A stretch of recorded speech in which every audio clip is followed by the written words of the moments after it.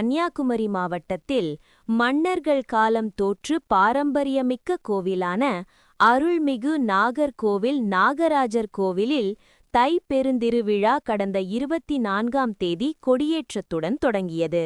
ஒவ்வொரு நாளும் சிறப்பு அபிஷேகம், சிறப்பு வழிபாடு, சமய சொற்பொழிவு, நாட்டிய அஞ்சலி, இசை கச்சேரி போன்ற நிகழ்ச்சியில் நடைபெற்றன.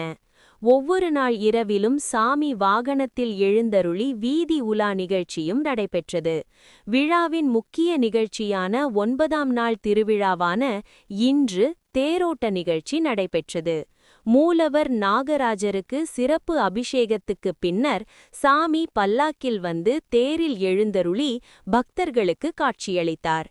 பின்னர் தேரோட்டம் நடைபெற்றது. குமரி மாவட்டம் மட்டுமல்ல, கேரளாவிலிருந்தும் ஏராளமான பக்தர்கள் வருகை தந்து தேரை வடம் பிடித்து இழுத்தனர்.